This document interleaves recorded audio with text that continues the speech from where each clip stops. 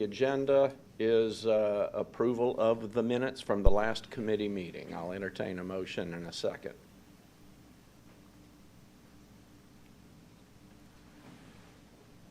Okay.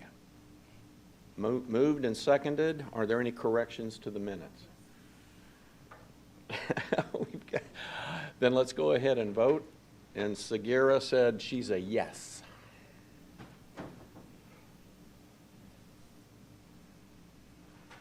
And the motion passes. The minutes are approved. Now we're going to talk about something that my brother, Mac Durrett, loves, which is risk management. So let me ask Donna Jennings to come forward and present to us a resolution authorizing the solicitation of proposals for risk management information software as a service, RFP P50553. It's going to be a tag team. Yes, it is. Good morning. Yes, Dedrick Parham is also up there with her. Good morning, Chairman Durrett, Vice Chair Williamson, Mr. Hurley, Ms. Mullinax, and members of the committee. Hey, Donna, put the microphone. There you go. Better? Can you hear me now? Okay. All right. Better? Okay. I'm Donna Jennings, Director of Risk Management. And I'm Dedrick Parham, Director of Safety Management Systems. We are here today to request permission to solicit requests for proposals for the procurement of risk management information system software as a service, or SaaS. Next slide, please. The purpose of our presentation is threefold. The Office of Risk Management's contract with the current vendor expires in December of 2024. This RFP is a replacement for that contract. We are seeking a vendor that can enhance the existing functionality used by the Office of Risk Management and to add functionality to support the re-engineering of processes within the Division of Safety. Finally, we want to explore the current integrated risk management system software as a service space. Over the last 5 years, systems have evolved to offer integrated platforms that bring together all aspects of risk management, including claims management and administration, incident management, and environmental health and safety into one system. Now I'll provide a high-level overview of how we use the current system. Next slide, please. The Office of Risk Management utilizes the current system as the foundation of our operations. Utilizing a cloud-based system allows my team to work in a paperless environment. The workflow automation tools and business rules increase the efficiency of our daily operations. We import and export significant amounts of data on a daily and weekly basis to our external vendor partners, the Georgia State Board of Workers' Compensation, and internal stakeholders. We partnered with operations and the vendor to automate bus incident reporting via an online portal and a mobile forms application.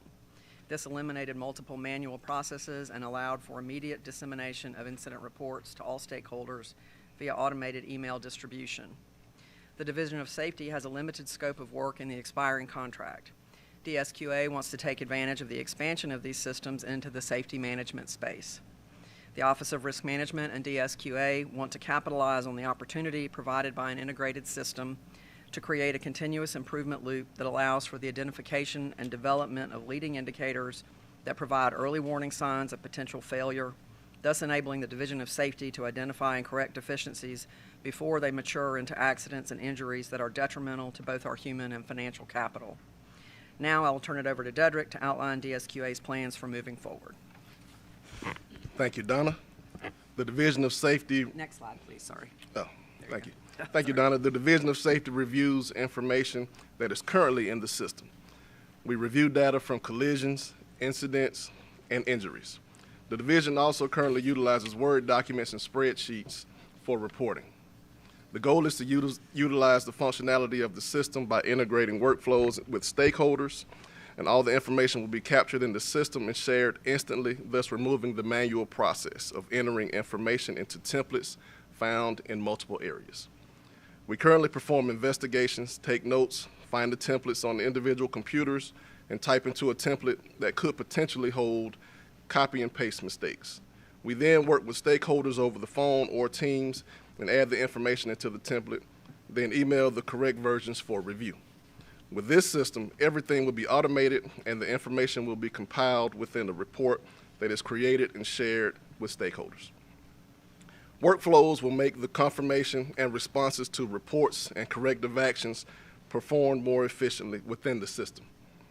The information and data from the Division of Safety will be integrated into the same system that houses the claims data. Next slide, please. The Division of Safety will expand our capabilities within the system and not only use the data currently generated, but also incorporate it into our safety processes. Those improvements will be to our safety event investigations, corrective action plan programs, inspections, internal safety audit program, safety risk management process, and our safety and security certification process. The benefits of expanding our use to this system include going paperless, improving workflows, and utilizing real-time data to make decisions regarding safety risk mitigations. Using this real-time data allows the Division of Safety to move forward from a reactive posture to proactive. Integrating into one system will be a force multiplier, as it will allow us to eliminate paper forms and spreadsheets and move to an automated process using business rules within the system. Utilizing this system will increase our efficiency through the re-engineering of our safety management practices and processes. Next slide, please. And I'll turn it back over to Donna. Thank you.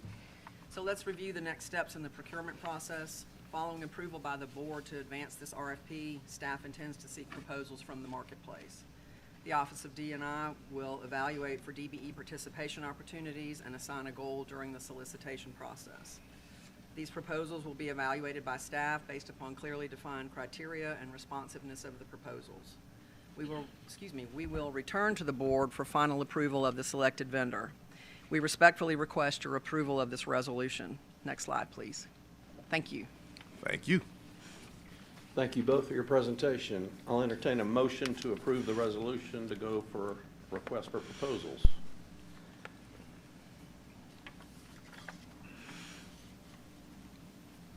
Properly moved and seconded. Questions? Mr. Pond. I embrace using technology to help us do our job much better and more efficiently. I'm just curious, it'd be helpful to know how many instances are reported on an annual basis. I'm trying to get a sense for the volume that of paper that you're doing away with. I mean, are we talking about 50 a year, 2,000 a year? I'm just curious, do you have any thoughts as to what is the volume of reporting? Well, for the Division of Safety, what we're looking at, instead of having all the paper forms, it's between all of the processes that we're going to initiate or put in this system. Can I say reams and reams of paper, more than thousands of copies, because we have inspections, we have our internal safety audits, we have our safety risk management, we have our safety safety event reports. So we look to put all of this in that system and do away with a lot of the paper that we have flowing around. And from the standpoint of the number of claims, we process anywhere from 1,500 to 2,000 claims a year of several different coverage types. The majority of those are auto losses, but that includes workers' comp and other liability claims as well. So that's our corpus of that, and then theirs would be multiplied because they do everything. Not everything turns into a claim. So, Ms. Jones. Morning. I had a different question, but am I hearing this correctly? None of your systems are automated at all? This is everything is paper? Or do you have any platforms right now which you're using to manage your workflows? Well, we utilize SharePoint that MARTA has, but we want to be more efficient using this system when it comes to sending information for our corrective actions from these events, or we see something and getting workflows or talking to our stakeholders. This would be a better management of that if we need to print something off and have it forwarded and to have somebody look at or signed off or something like that. This system will shoot it over instantly, and they'll review it, and they can click a button and show that they've have responded to it. Thank you. Okay, seeing no other questions, let's go ahead and vote on the resolution.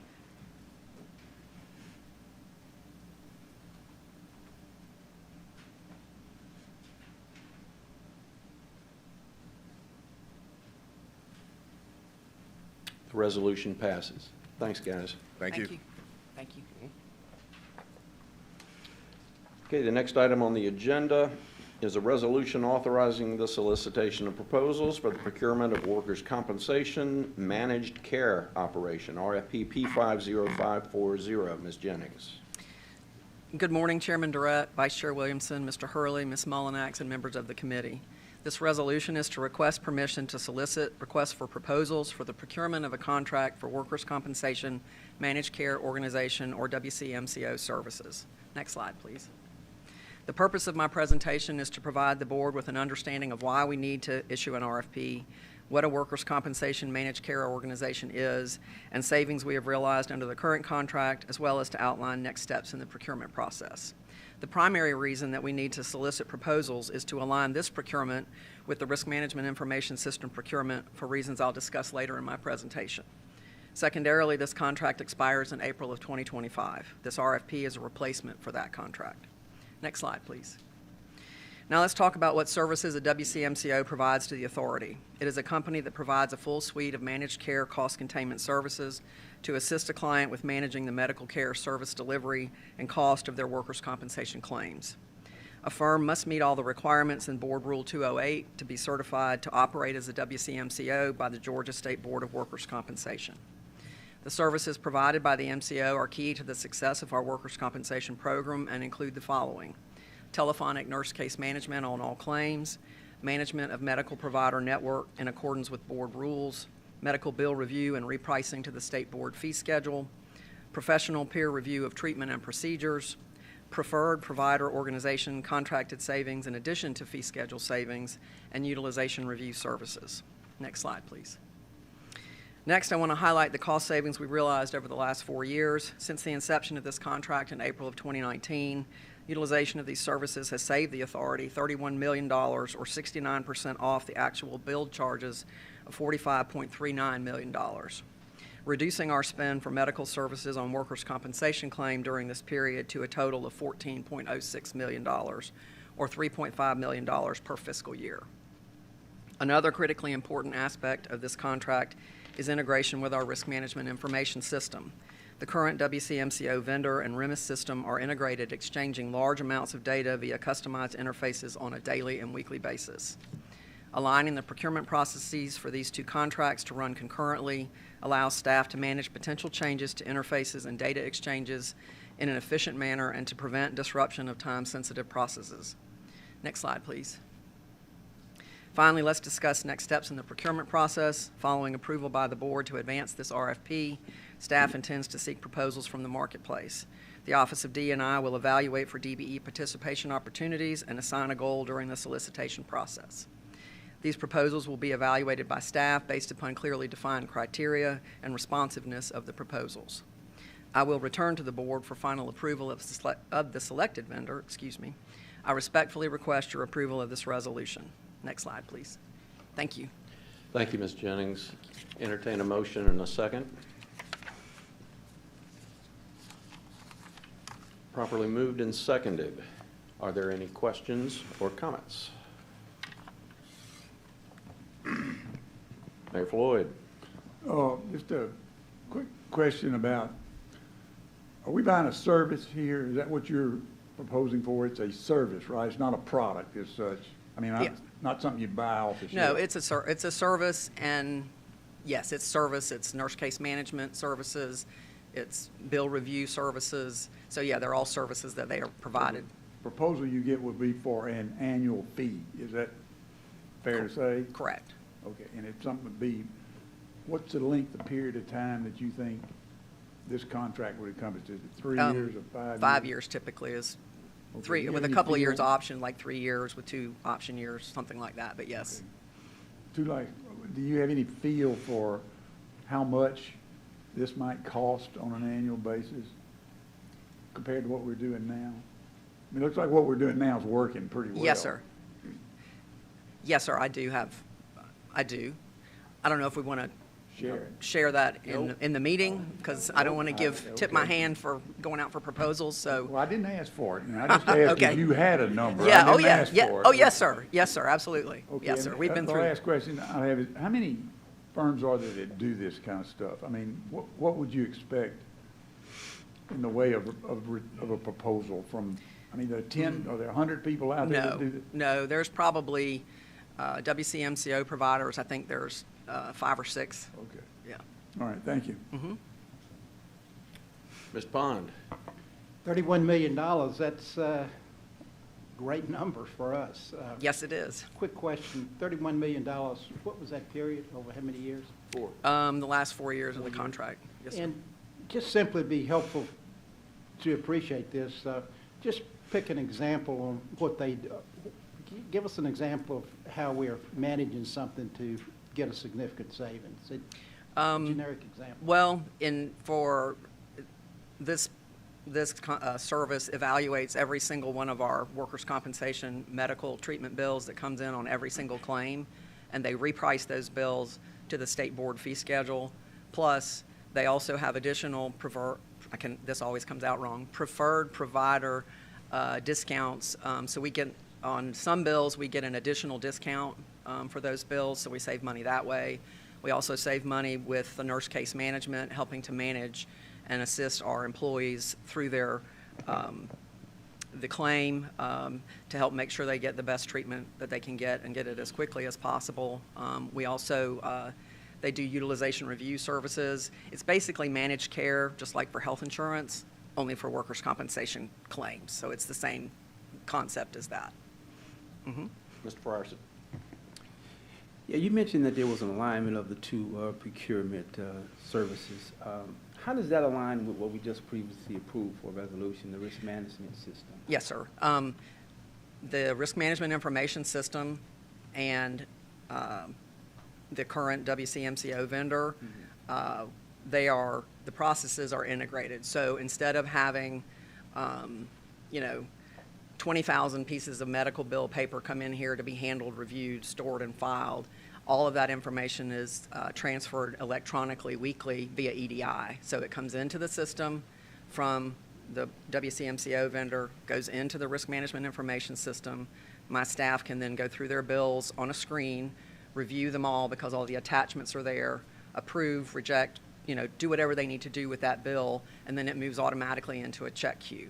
So it's all behind the scenes, automated, very fluid, and so that's why they're highly integrated. Then we also get notes from the nurse case management system, which is the WCMCO provider. Those notes are imported into our risk management information system several times a week so that the adjusters have the medical notes right there in the system, and then we exchange check numbers, we exchange the claim numbers for all of that with the WCMCO vendor, and we do myriad reports and exchange different information with different people. We do EDI with the state of Georgia for Georgia workers' compensation because you have to file things electronically. We export things to CMS, the Center for Medicare Services, for claims that we have to report to the federal government. So we've automated all of that with the current risk management information system, and then on the workers' comp side, all of that information flows into our system so that the claims can be managed paperlessly. You can report on things. So it's very integrated. So if there were to be a change, all of that work would have to be integrated because it's integrated now. So they have to go together. Great. Thank you. Thanks for the explanation. Ms. Jones? I probably should have asked you for the last resolution, but this conversation is making me think about what type of staff training is required, and will the proposal for the risk management include any fees associated with training, or will that be a separate fee?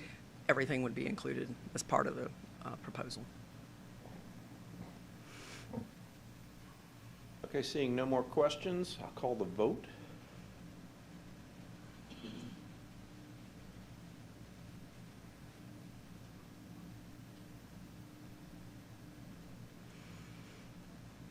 Resolution passes. Thank you, Ms. Jones. Thank you.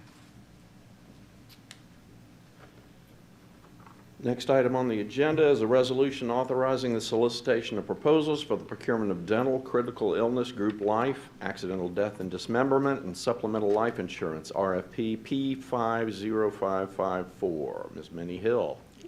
Good morning, Chairperson Durrett, Vice Chairperson Williamson, Ms. Mullinax, Mr. Hurley, and Mr. Andrews, and other distinct members of the committee. I am Minnie Hill, the Manager of Benefits, presenting today regarding the resolution authorizing the solicitation of proposals for the procurement of dental, critical illness, group life, accidental death and dismemberment, and supplemental life insurance coverages, RFP P50554. Next slide. So just a little bit of background information. MARTA is currently seeking additional services for its comprehensive insurance program for approximately 4,400 employees and 1,245 retirees. The current contract P43938 will expire on June 30th of 2025. Next slide. Considerations regarding accessibility, service quality, and on-site support are maintaining our current cost share for our employees, which of course is $75.25 for our non-reps and $83.17 for our reps. Meeting our contractual obligations with ATU Local 732, ensuring proposed provider networks provide adequate coverage within geographic areas where MARTA participants reside, ensuring coverage levels meet the needs of MARTA employees and serve as a tool to help attract and retain talent. Also, the availability of and accessibility to ancillary services such as on-site dental exams, on-site educational seminars, estate planning, Medicare consultations, and other support services at our bus garages, rail yards, and other MARTA facilities. Next slide. As part of the RFP process, proponents will be sought to provide the following 4 distinct lines of service: group dental insurance, critical illness insurance, group basic and supplemental life insurance, basic and voluntary accidental death and dismemberment insurance.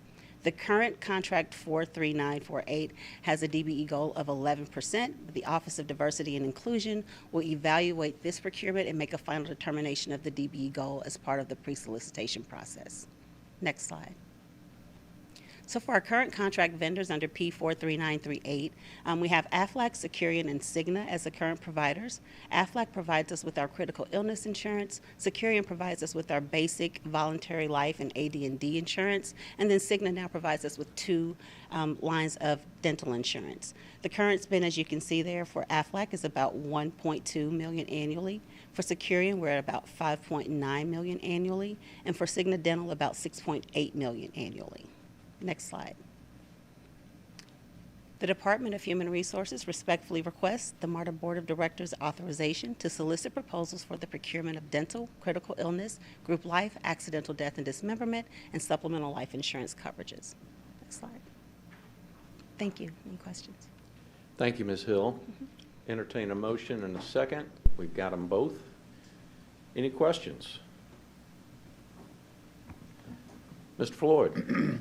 Under legal considerations, it says that it doesn't require provides competitive bidding not required for acquisition of property or services in impractical to prepare adequate specifications or any other description on the basis of which to solicit competitive bids.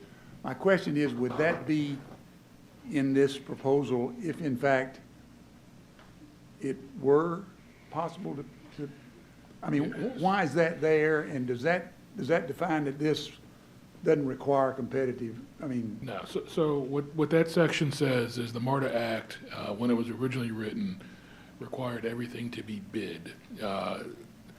Short time ago, it was modified to allow for requests for proposals, but to do so under 14M, you have to say that this is not something you would just go out to bid, but you would want to get a request for proposals, because it's not just the cost that you're looking to make the selection on, but actually the services they're providing as well.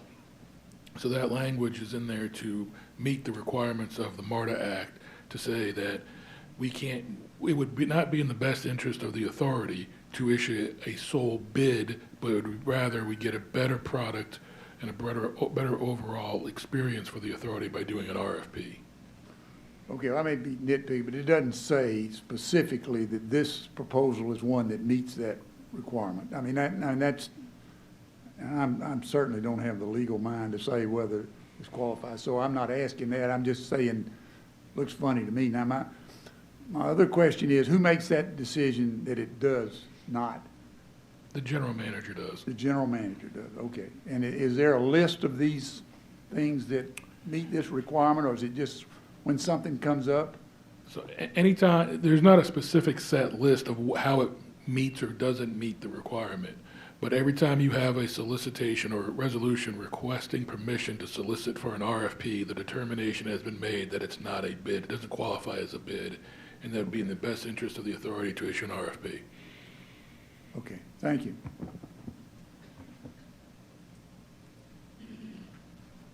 Any other questions? I'll call the vote.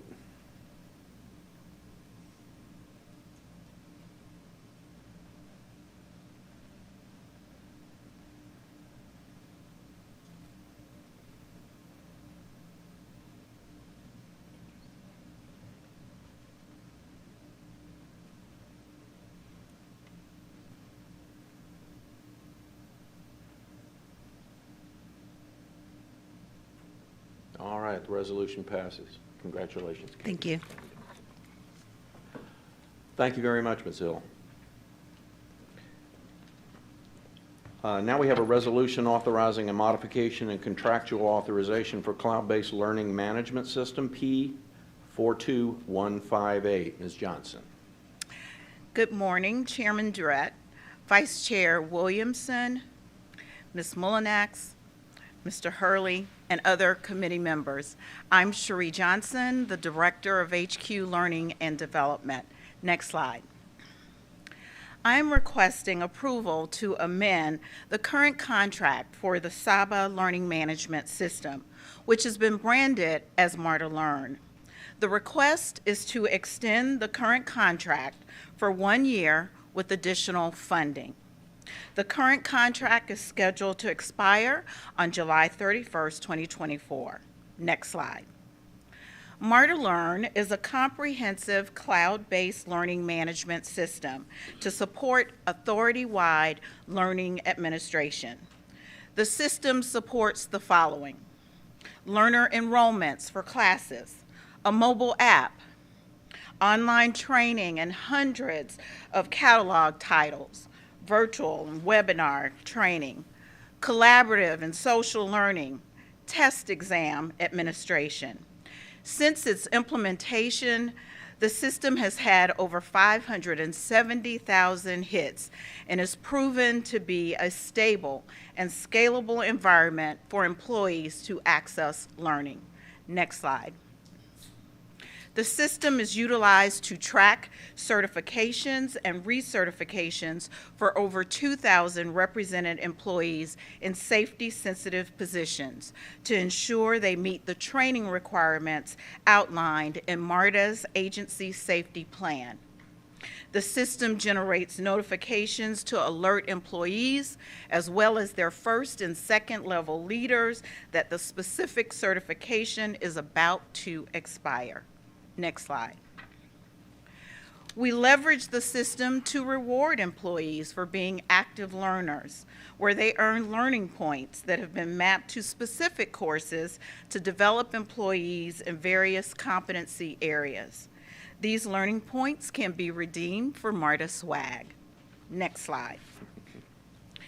The system will also support the Talent Next succession planning initiative, where we will be able to create and track talent pools using the data to help identify high potential candidates who could fill key positions, which ultimately will reduce the time to staff a position. Next slide. We are looking to extend the contract for 1 year at a total investment of $123,000 and $29. This will cover 2025. There are a host of modules, as you can see listed on the slide, included with the platform. This will be funded by the local operating budget. Next slide. In closing, we recommend approval to extend the contract for 1 year to renew the MARTA Learning Management System powered by SABA.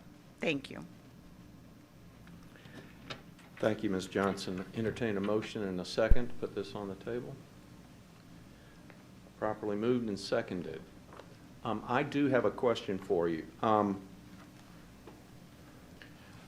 Why are we extending this 1 year? I know that this particular contract is up in a month and a half, so time is of the essence, but I think it's good not to come to this body and say, hey, we need to extend for another year, instead of being prepared for the end of the contract and coming and saying a year ahead of time, we need to go back out for proposals or whatever it happens to be. So can you help us understand this? And I'm sorry I didn't ask you this when we had our pre-meeting. That's okay, sir. Yeah, so originally, the request was to extend for 2 years. However, we are under discussion as it relates to sending this out for a request for proposal. And so we wanted to extend for 1 year until we extend for the request for proposal. Okay. Melissa? Sure, I think the question is not really about 1 versus 2 years, but why we're coming now for renewal as opposed to coming 6 months ago. Yeah, so we looked to come much sooner, but we had an issue with our vendor, Saba. At the time, the salesperson was traveling quite extensively and did not respond in time to my request for the quote for the 2 years, if you will. You know, we had to escalate it to the vice president of the organization. And it took a few months for them to respond. I won't say them, it was the particular salesperson that I was working with. Since then, I have requested a different account manager to support us, if you will, and it's unfortunate that it came to this, but that was part of the problem. Okay, thanks. Mr. Sakabe. Thank you for the update. Just one quick question. In my experience, SaaS contracts only go up, and I noticed that this one's lower than the original contract a few years ago. Is that related to some of the back and forth? Or? Yes, so they made a concession because of the difficulty it was for me to get the response. But typically, we see about a 5% increase year over year on the services, but this year they made a concession because of it was hard to get a response. Seeing no other questions, I'll call for the vote.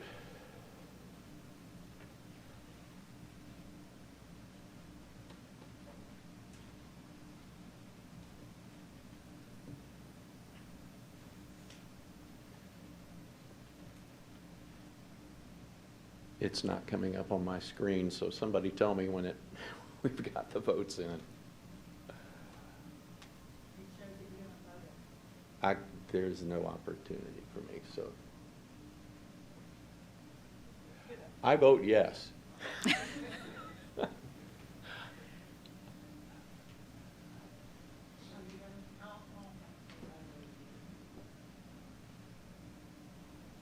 How do you vote, Al? Yes. All right, the resolution passes. Thank you. Thank you. Thank you very much.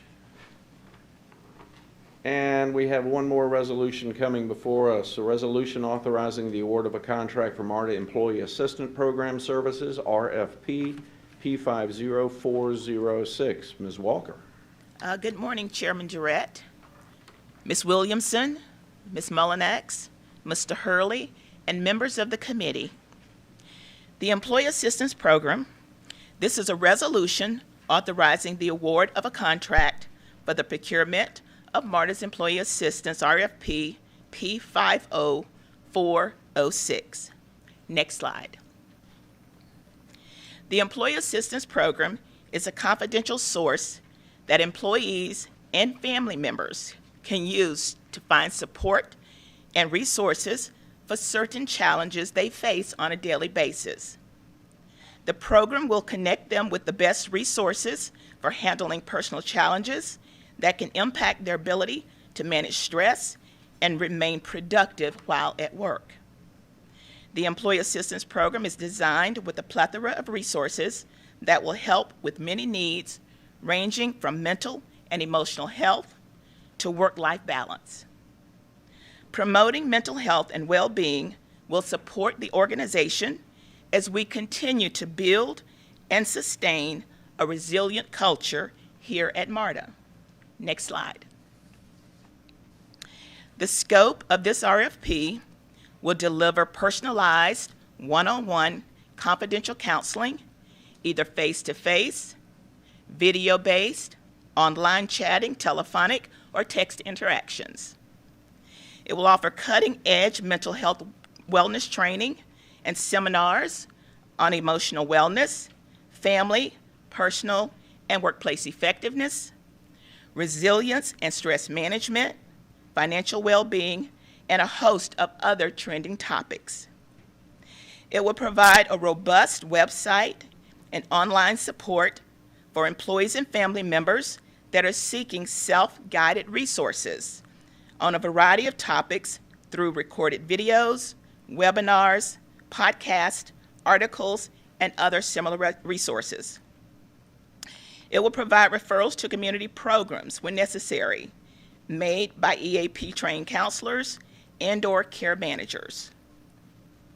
Critical incident stress debriefings when a critical incident disrupts the workplace, and critical incident response counselors are needed immediately on site to support employees' emotional and mental well-being.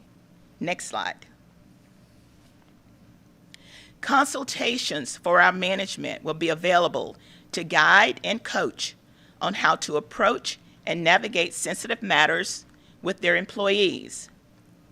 Legal consultations for wills, estate planning, consumer concerns, and family matters, as well as financial consultations to assist with budgeting, debt management, bankruptcy, or other related money matters. Substance abuse counseling will help employees understand underlying causes of addiction and learn coping strategies. And a formalized, specialized evaluation to objectively determine if an employee is unable to safely or effectively perform a defined job due to causes attributed to psychological conditions. Next slide. The award analysis reflects that 43 firms retrieved online solicitations. 5 proposals were received, and 3 were deemed responsive. This is a 3-year contract with fundings that will be through local operating funds. The total cost is $276,815, and the DBE goal is 12%. Next slide. Based upon a comprehensive review of the proposal by Source Evaluation Committee and the proponent's oral presentations, Health Advocate Solutions is being recommended as the top proponent for RFP P50406. I respectfully request the board's approval of this resolution authorizing the award of a contract for the procurement of Employee Assistance Program RFP P50406. Next slide.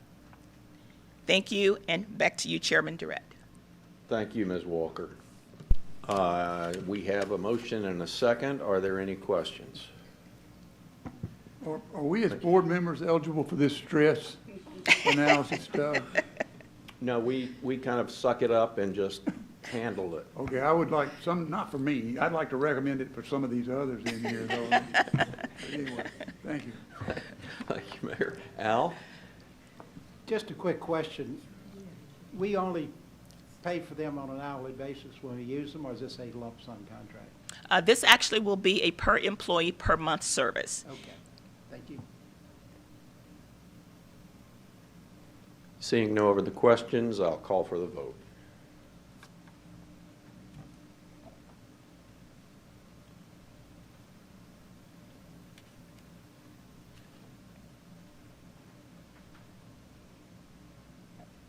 The resolution passes. Thank you, Ms. Walker. Thank you. I'll call your attention to the May fiscal year 2024 consolidated financial highlights and financial key performance indicators that were provided in the committee packet. Anything else to come for this committee? Then we are adjourned, and we'll prepare for the next committee meeting.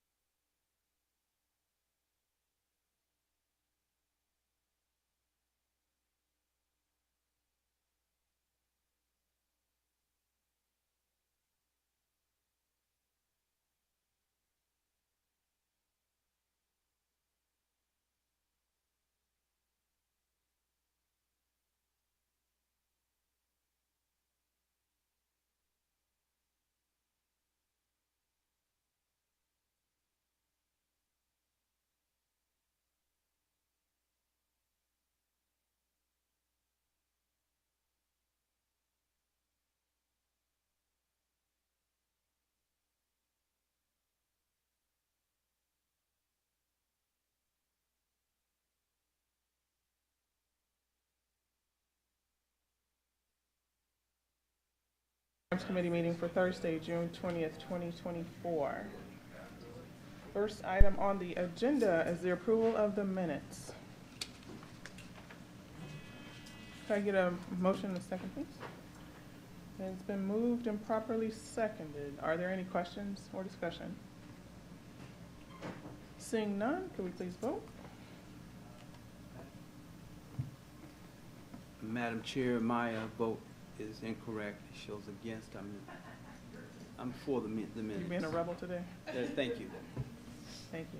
Motion passes. Next item on the agenda is a resolution authorizing the award of a contract for MARTA Utility Locate Services, IFB B50449, by Casey Gamble, Director of Program Management Support Services. Ms. Casey? Good morning. Good morning, Chairwoman Blakely, Vice Chair Powers, Ms. Mullinex, Ms. Rocha, and committee members. I am Casey Gamble, Director of Program Management Support Services, and I am requesting a resolution authorizing the award of contract for the procurement of MARTA's Utility Locate Services, IFB B0449. Next slide, please. In January of this year, CPM solicited for the procurement of MARTA's Utilities Locate Services from 15 vendors. We received one bid from the incumbent service provider, IDS Global. In May, internal audit found IDS Global's bid fair and reasonable. Next slide, please. The authority in compliance with the Georgia Underground Utility Fair Protection Act, or the Georgia DIG law, is required to coordinate with the Georgia 811 Utilities Protection Center for managing our underground utilities, primarily our private electric utilities located across our properties. The procurement of MARTA's utility locate services is crucial to safeguarding our underground assets and ensuring adherence to regulatory requirements. International Design Services, Inc. has been selected to perform these services, facilitating utility marking in response to locate requests. Additionally, the contract enables the service provider to support MARTA's internal stakeholders, such as the Office of Design, Engineering, and Infrastructure and the Office of Facilities as necessary. Next slide, please. The contract is valued at $2,964,876.35. This value is based on unit pricing for an estimated number of locates. The service provider will only be paid for the actual number of locates performed. The contract has a base term of 3 years with 2 one-year options. Next slide, please.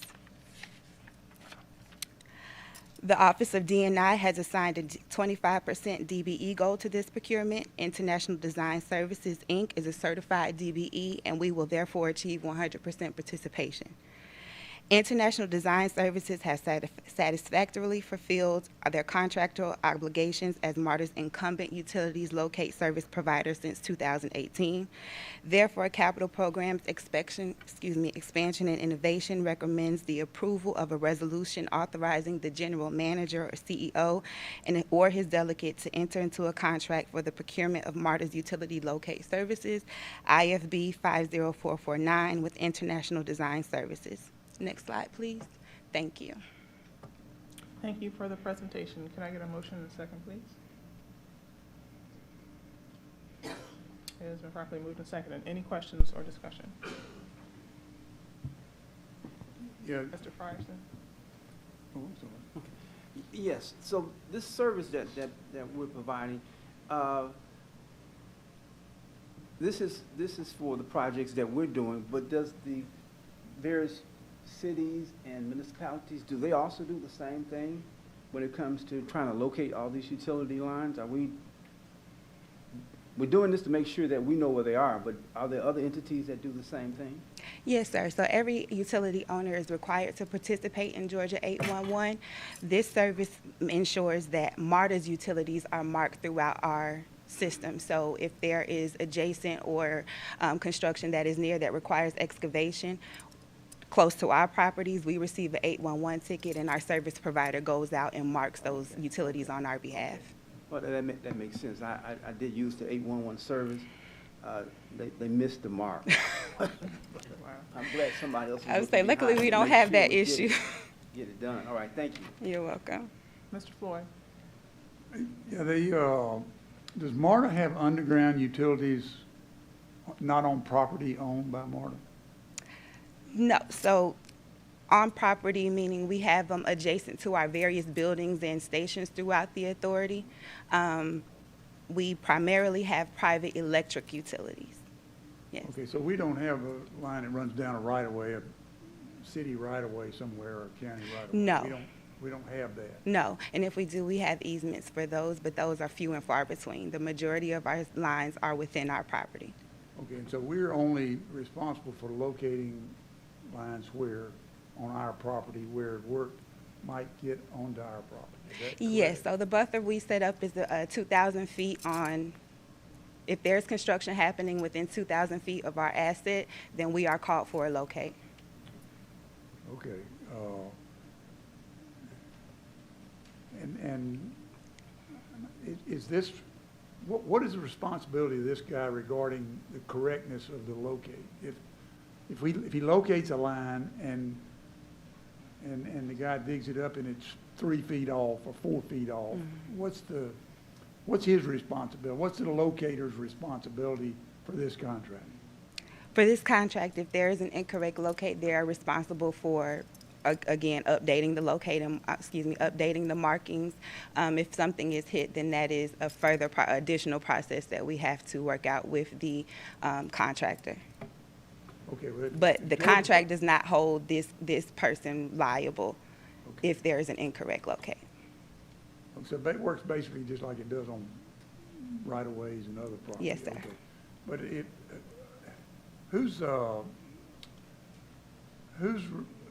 Georgia Power has an electric line that runs on MARTA property, who's responsible for locating that? Georgia Power.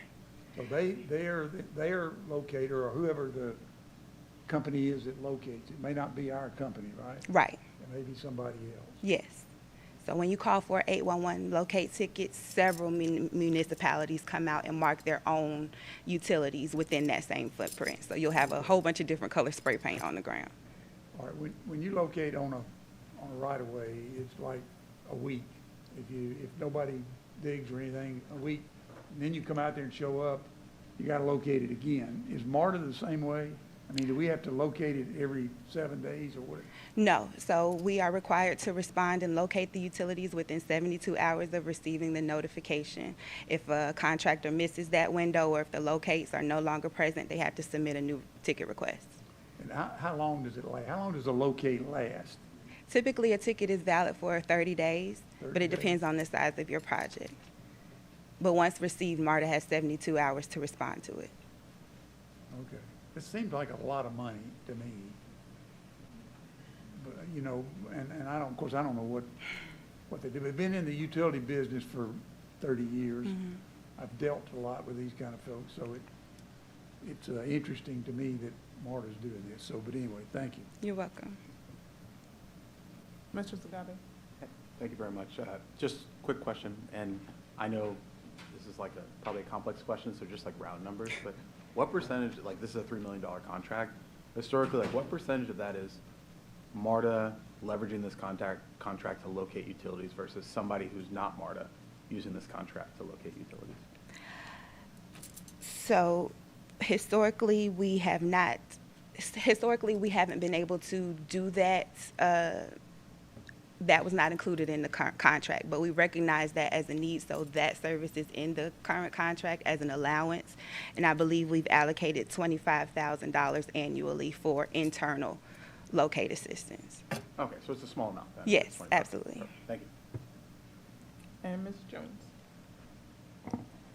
What, if any, is the threshold for service calls annually? How many locates do we receive annually? Or is there a threshold for this contract? So say they get 40 service calls over the year, 80 service calls. Will they be able to say, okay, we've reached a threshold and now there's a surplus charge? So we've estimated or we've allotted 30,000 locates annually. Currently, we're tracking about 20. So we believe we have enough of a buffer. However, since this is unit pricing, we're able to, if we exceed the 30,000, we're able to continue with that unit price.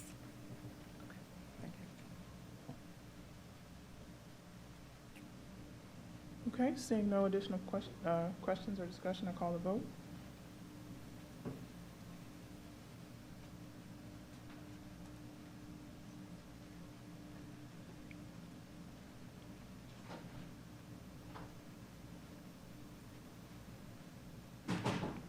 Motion passes. Thank you, Casey. Thank you. Next up on the agenda, we have a resolution authorizing the solicitation of qualification statements for the procurement of final design services of the Candler Road Arterial Rapid Transit, ART. AEP 50557, Mr. AJ Joshi, Director of Expansion Program Management. Good morning. Okay, good morning. Good morning, Chair Blakely, Vice Chair Powers, Ms. Mullinax, Ms. Rocha, and members of the committee. Next slide, please. So this is just going to give a little bit of background on the project itself. This is part of the DeKalb Transit Master Plan and was the adopted LPA for this project will be enhancing the existing Candler Road Bus Route 15 as an ART service. Portions of the corridor are also served by routes 21, 114, 823, and the majority of the LPA really does transverse Route 15. This 8-mile corridor runs from the GSU perimeter Decatur campus on the south side all the way and then traverses northward towards Avondale Station. Along this route will include the proposed South DeKalb Mall Transit Hub. The project is mostly in unincorporated DeKalb County and has connections within the cities of both Decatur and Avondale Estates. Next slide, please. The ART service meets the contractual agreement of the 15th Amendment with enhancements to the headways and ridership. The ART program is really similar to the BRT program with the exception of dedicated bus lanes. So that's the difference between the two. Next slide, please. So we're currently wrapping up preliminary design and we're ready to proceed with final design this fall. The planning group is initiating Phase 1 environmental site assessment work concurrently. The A&E services required to cover, required for this procurement will cover multiple disciplines, including some of the ones that you see on the slide, safety certification, public engagement, and others.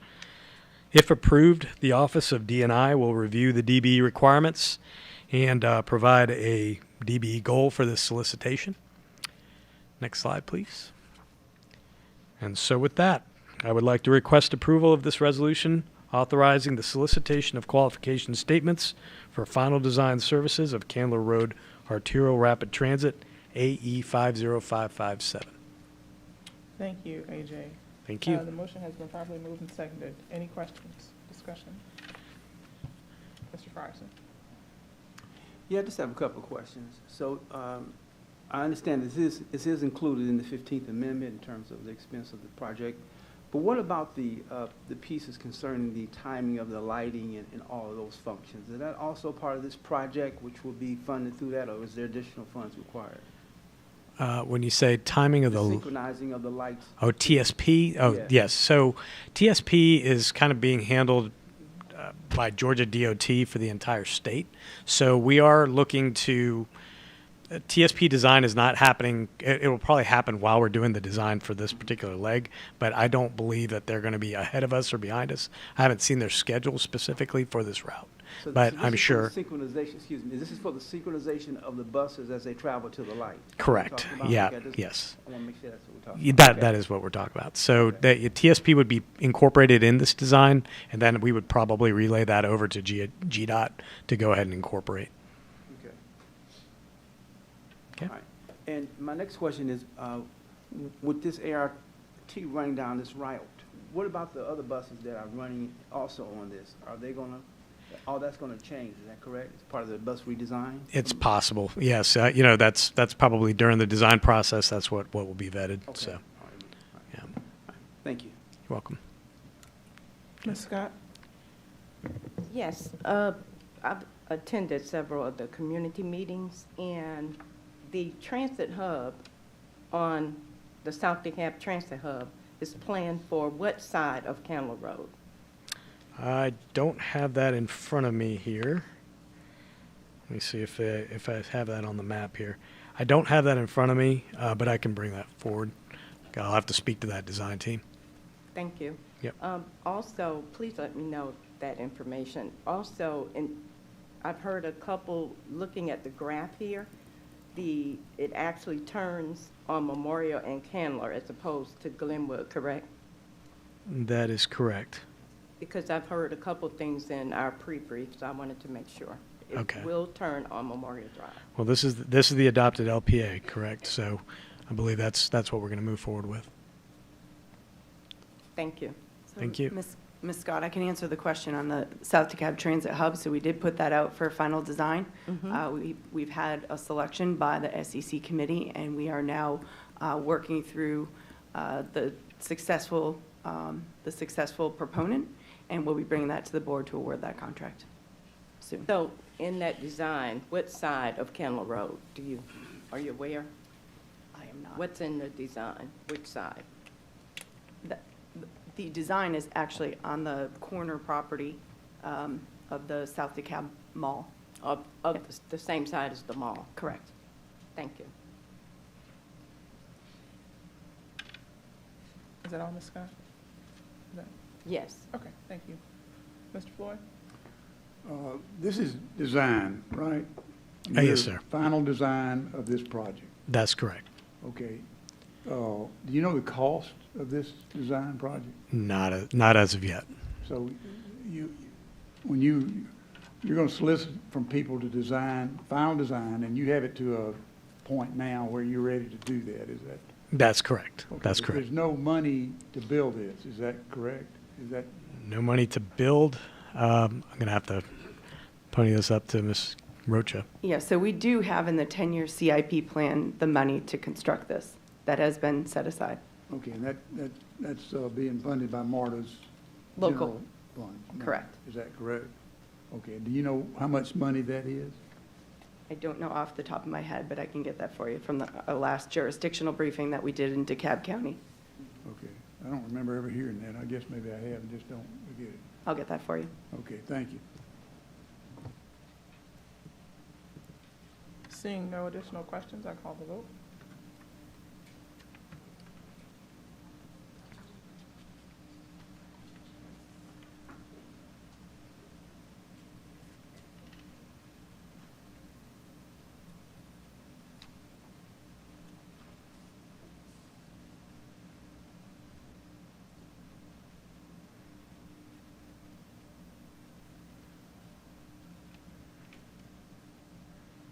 Resolution passes. Thank you.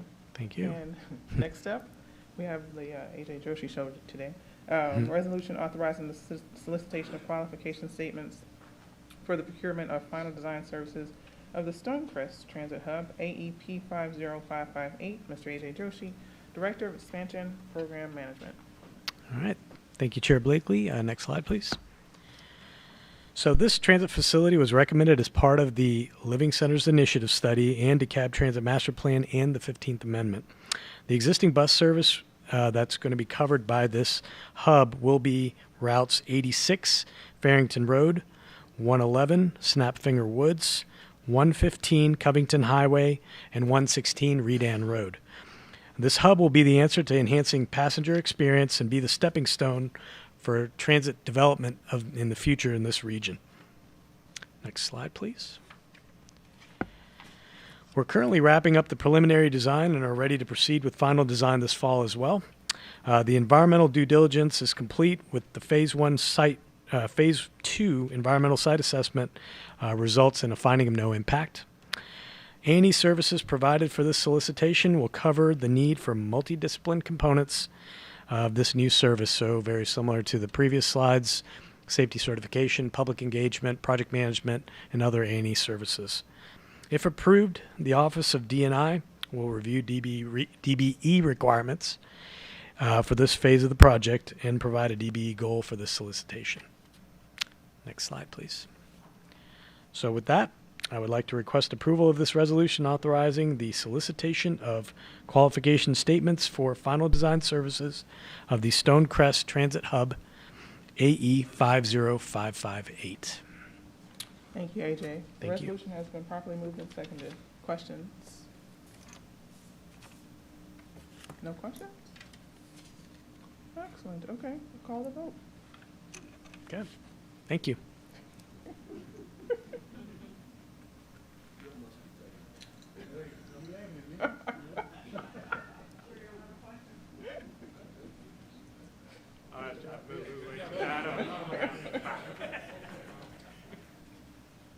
Motion passes. Thank you, AJ. Thank you again.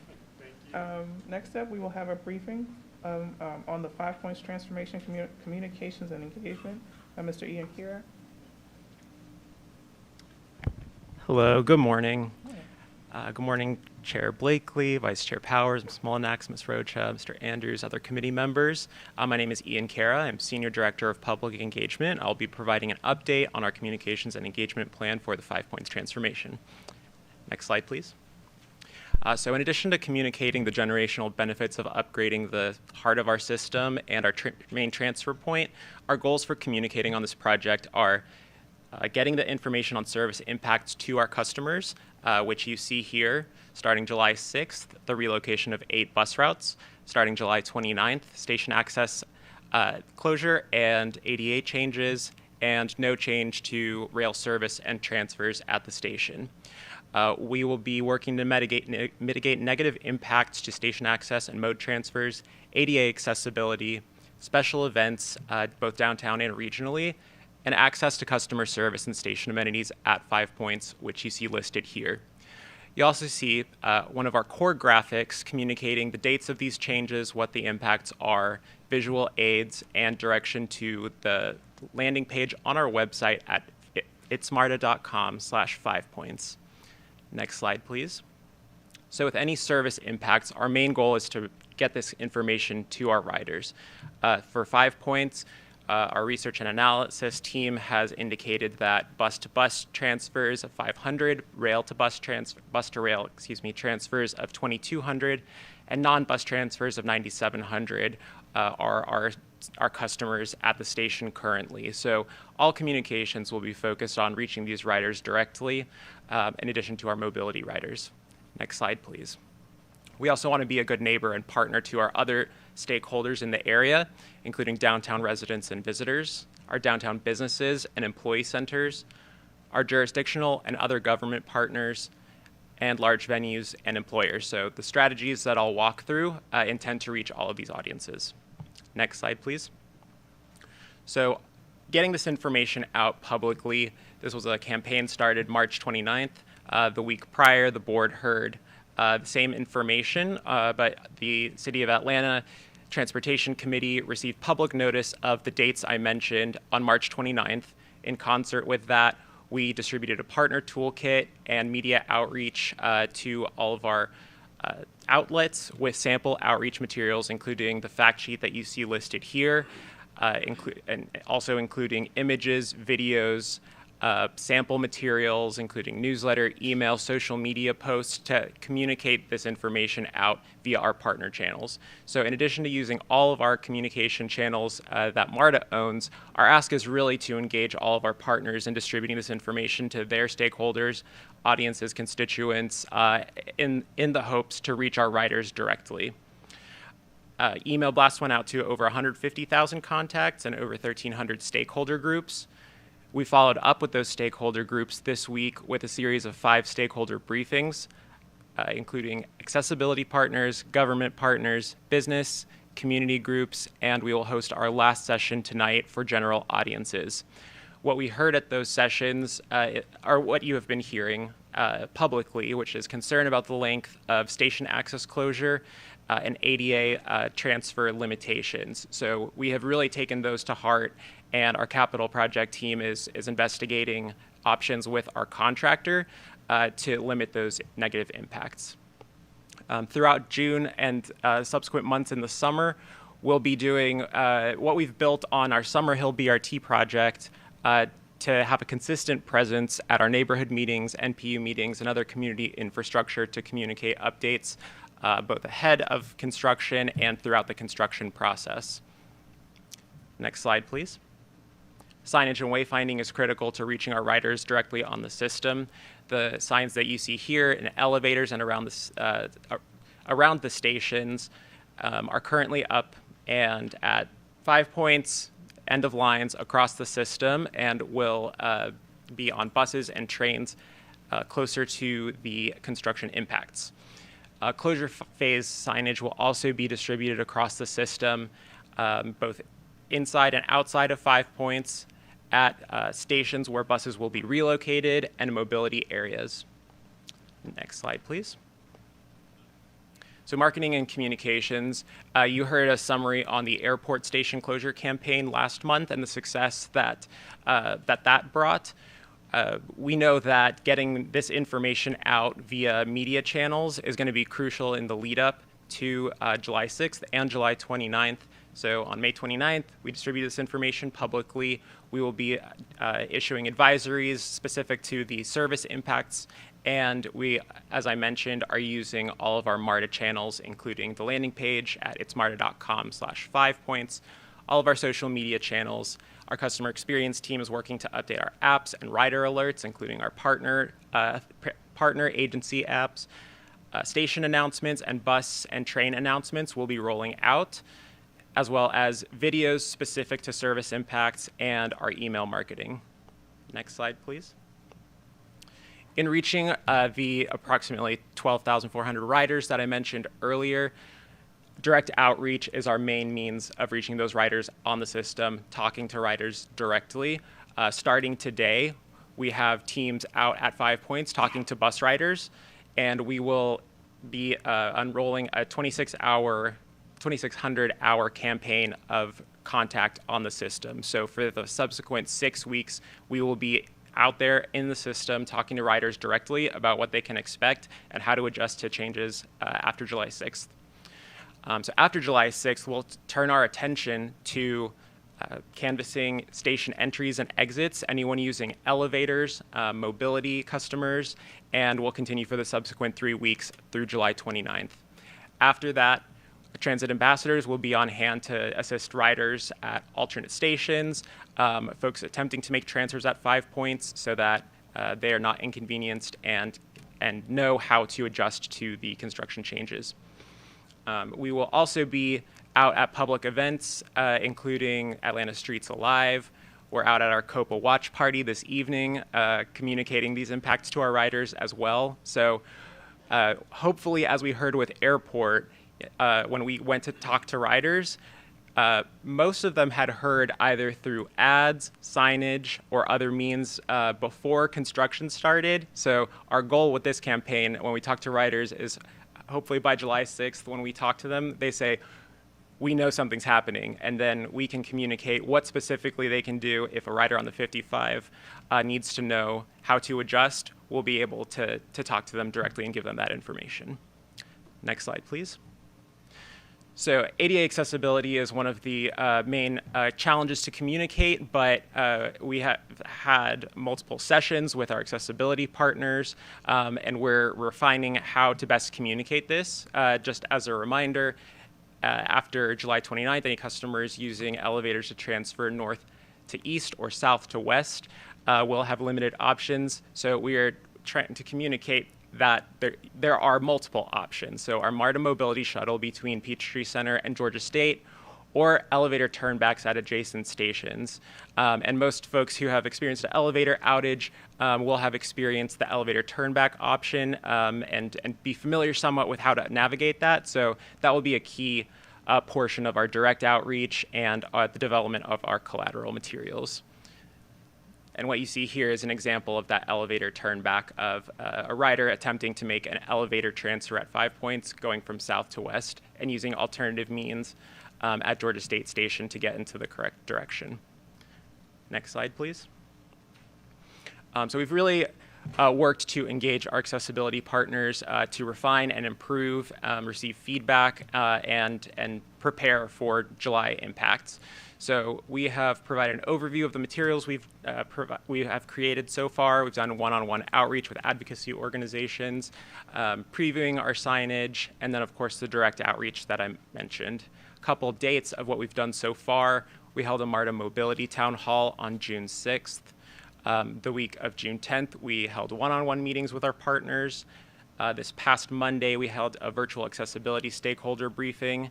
And throughout the summer, we will canvass the mobility shuttle drop-off areas, elevators, and station services. So anyone that is attempting to use an elevator will have direct contact before July 29th. Next slide, please.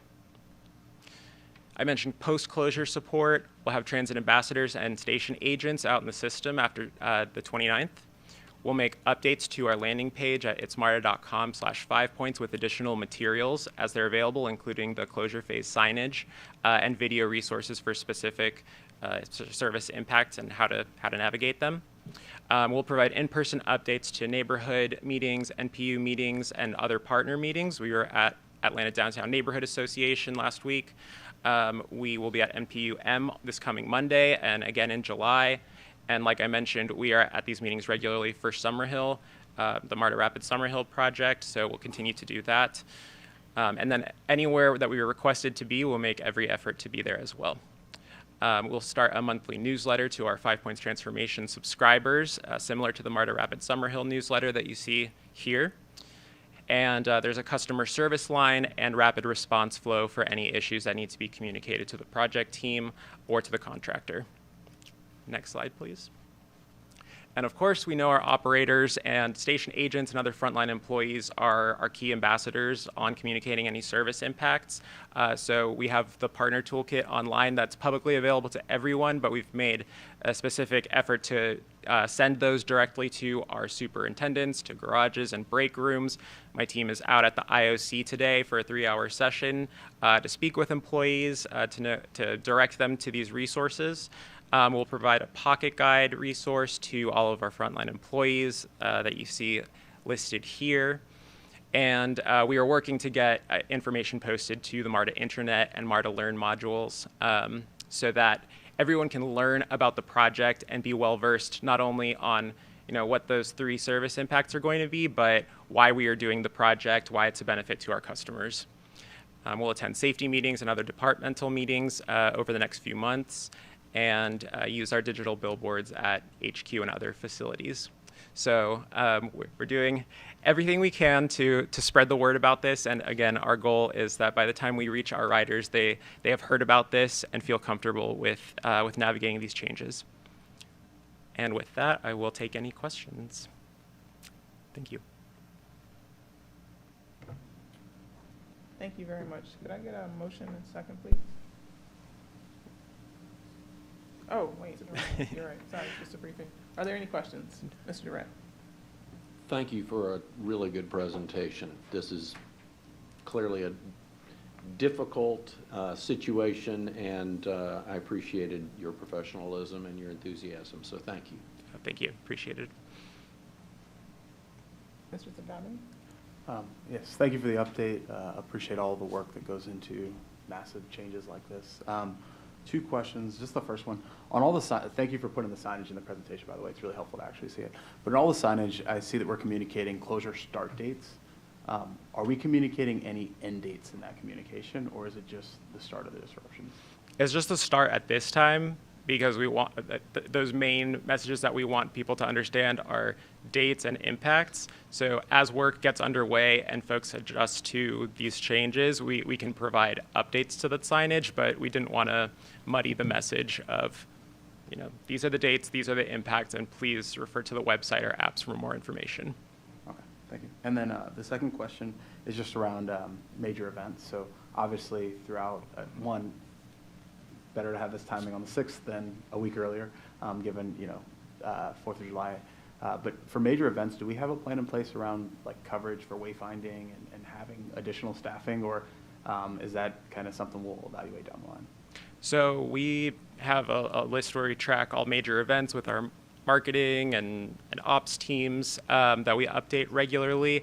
We work with the customer experience team on transit ambassador programs for all of those major events. So I think we'll continue to have those discussions on specific wayfinding. The goal is to blanket the system with the both preview and closure phase signage. So hopefully it will be obvious, but yeah, we'll continue to make any adjustments as necessary.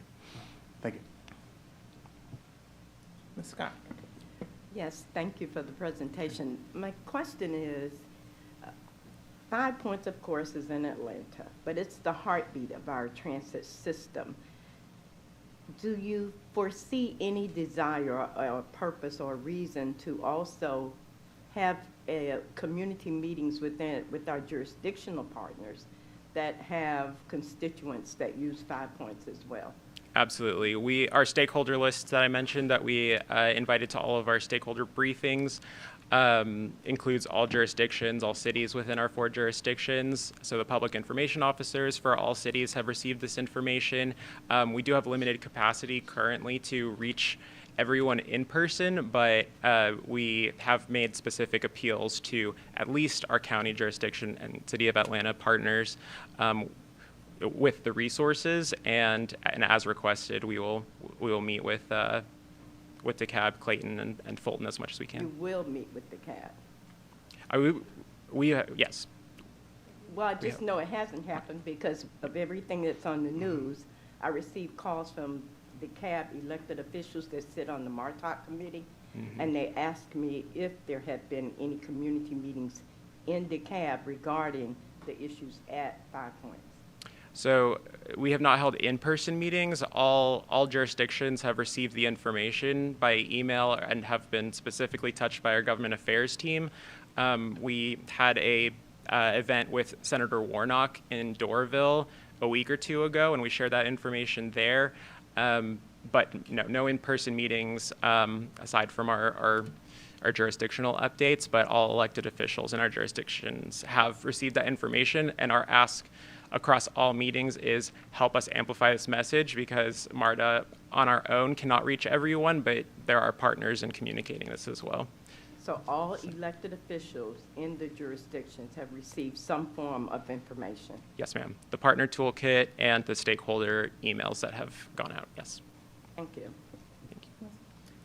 And I want to add that when we start today with the 2,600 hours of reaching riders directly, it will be at stations around the system. So it's not just 5 Points. So riders from across, we understand that and have certainly made the outreach. Thank you. That was my question, because I'll reach back out to the elected official and say you received information.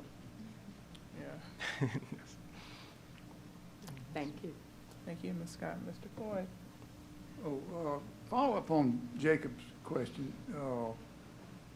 Why are we not putting an end date in our correspondence now? I mean, and you know, one of the things that is dragging people down is this 4-year deal. And I haven't heard anything I mean, I don't think I ever heard that we were going to shut this thing for 4 years now.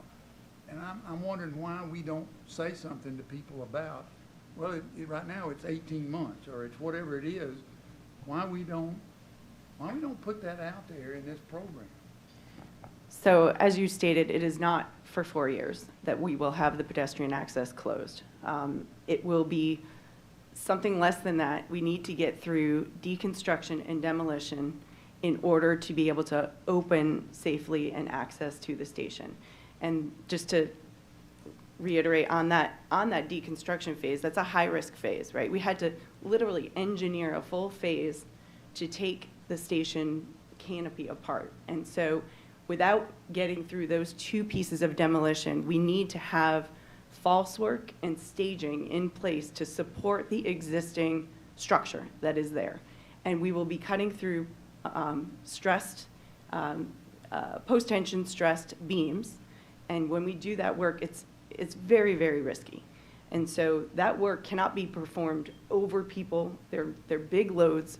We don't know exactly how the structure is going to react. And so with that risk, we do need to close that off. And so getting through those 2 phases is the most important. We can go out there and it might progress much more quickly than we anticipate, but we are playing safe, saying 18 to 24 months that it will take us to get through those 2 phases. Okay, because if I'm going to oppose this thing, I'm going to use that 4 years every chance I get. That's what I'm going to tell you. That's what I'm going to tell people, and that's what people are going to ask. Why 4 years? That seems like an awful long time. So I guess what I'm saying is we need to figure out some way to say, you know, reasonably, look, it's not 4 years. I mean, and because that's, I mean, you know, if I'm preaching to somebody, and I'm not the mayor of Atlanta, but if I am, you know, that's what I'm going to use. And we have made a commitment to looking at everything we can do from an engineering perspective to change that, right? So So are there ways that we can advance this? You know, can we create entrances that have, I'm going to use the word tunnel because we've heard it a little bit, a tunnel configuration underneath that staging, which means we transfer the loads of the staging and the false work onto beams and be able to put them into the concourse floor. In order to do that, we need to meet fire protection guidelines. They have to be wide enough so that we can be able to get folks out of the space in an emergency. So we can't create a single tunnel. We would need to be creating very wide tunnels. We also, again, need to have it fully accessible, which means that the elevators that go to the concourse level, both would need to be open, and you'd have to have the tunnel segments, again, going to all those. And if you've seen the arrangement of that concourse, you're literally taking the concourse to create that space. So from an engineering perspective, again, we're looking at it. We're looking at ways that we can improve. You know, we've been working with Propel and other groups that we're meeting weekly. Some of their suggestions are fantastic, and we're bringing those to the table with our contractor. And, you know, again, we've kind of left money off the table. What can we do to make this better? So we are looking at it. There are some improvements that we're working through engineering solutions. But really, to keep that open would be a big challenge. If we kept the tunnels and built a tunnel system under the false work, we could also, we can't be slinging that concrete over those even. So that would limit our hours of construction to something at night, maybe, you know, 12 p.m. to 4. That's going to make this project go even longer, but it also interrupts the neighborhoods that are there. So all of these things have big trade-offs, and we recognize this is going to be a period of disruption. We're trying to manage those communications as best as we can and implement some of the measures of, are there ways that we can improve the elevator system and be able to do that? So we're continuing to look at that. But again, until we get into the deconstruction and demolition portions, I can't, you know, put a fine point on the end date. I don't want my question to make you think that you're not doing a good job. No, no. First of all, I can't imagine what you all are doing regarding this, but my only comment is, let's do something to tell people it's not 4 years, you know, I mean, even if we're wrong, you know, you can do 18 to 24 months and you're wrong by 3 months, that's better than people talking about 4 years. I mean, because that's all they hear. And the 18 months is listed on the website currently, but again, this initial round of communications, we really wanted to get those dates and impacts on people's minds, and then as you know, the options are weighed, we can follow up with additional communications, signage. If it's not signage, you know, the other ways that we reach our riders on our apps or email, social media, et cetera. Thanks, Ian. Mayor Floyd, to the issue about the 4 years, it's a 4-year construction project from start to finish. And we said on the website in colleagues briefing to the council that we expected pedestrian closure for 18 months. That's not what's been reported, and we've pushed back on that. We continue to say that. I think at this point, what matters most to us is getting this project underway with the support of the city and the mayor. And so we're going to, as Carrie has said, we're going to keep looking for ways for improvement, and we are looking forward to this meeting with him and the leadership team of the city next week so that we can, and it might be 18 months, it might be shorter. And that's the reason not to put it on any of the current signage. But the 18 months as the pedestrian closure time has been, that's what we've been saying. And I know you appreciate dealing with reporters and opinion folks who want to report 4 years closure. That's never actually been on the table. You know, sometimes facts just confuse the issue. I know, and too many facts is all, you know, really hard, so, yeah. Ms. Jones? Thanks for the presentation, Ian. You all did such a good job with the airport closure. What I think will be helpful is that same level of communication. And I know you're starting the process, but even those things like the videos to help people understand how to move, because that's a lot of pieces for people in general, but let alone if you're hearing impaired or vision impaired, which I'm sure you know. So maybe three questions. Well, first, Carrie, also thank you for that that explanation of what's going to happen. I know you've given a high overview before, but I think that will help answer some questions as to why we can't just put up scaffolding like they do for construction on other places in order to allow people to say, like, walk on the street while they're doing construction. So will there be wayfinding outside of MARTA property, like on the city streets? And then two, what is the opportunity for people to practice this transfer before this actually goes into effect? Yeah, so there will definitely be wayfinding around the station. There'll be signage as well to promote the businesses that are next to the station, to let people know the businesses are still open, and there'll be a walkway completely to those businesses there. We are continuing to refine the route that we have the ADA shuttle running. So we do have engineers continuing to look at that, look at opportunities. Can we request some parking spaces from the city to do bus only for our mobility shuttle? So we're looking at, maybe there's a different route. What we have found is that the ADA shuttle may be better in off-peak times, and during peak times, you're better off doing the move up to the next station and make the crossover. So we do plan to have those recommendations to lay out to folks so that they understand, what are my options and what has worked best. So we continue to run down all of the routes and make sure we understand them, our ambassadors understand them, anyone trying to help folks that they understand them. And then my question was, will there be wayfinding outside of MARTA property? And then what is the opportunity for practice rides before the station is closed? So as far as practice, and are you specifically referring to the mobility shuttle? Okay.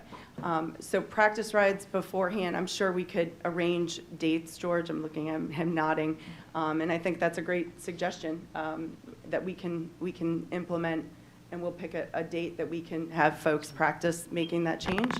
Wayfinding, and I'll turn it over to Paul in a second. Wayfinding outside of the station, absolutely. So outside of MARTA property, how to get to Garnett Station. I mean, we're fortunate that every station is within that less than a half a mile in each direction. And so having wayfinding, whether it's something on the sidewalk to show folks how to walk over there, or a sign placed, we use sandwich boards everywhere. So yes, we will have those. And just another follow-up question to that, kind of with the wayfinding. I know you said you'll have ambassadors directly at the transit stations. Will they be in areas in between these other transfer points to help people manage getting back and forth? Say someone wants to walk or roll to the transfer point instead of using the train or the mobility shuttle? Mm-hmm. So I have spoken with Rhonda. We do plan to have someone at the 5 Point Station strategically placed, so if they're trying to use 5 Point Station, I don't know if there's some intermediate points, but we absolutely can do that. She's nodding her head, yes. There will be. At the other locations where there are transfer points, we will have ambassadors at those locations as well. Kind of going to taper and start really hot and heavy on the 29th, and then as people learn, we'll kind of back off of that. But as we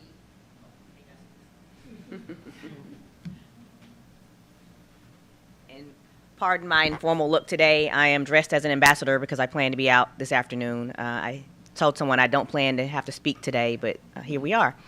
So yes, the special events team has a ambassador plan.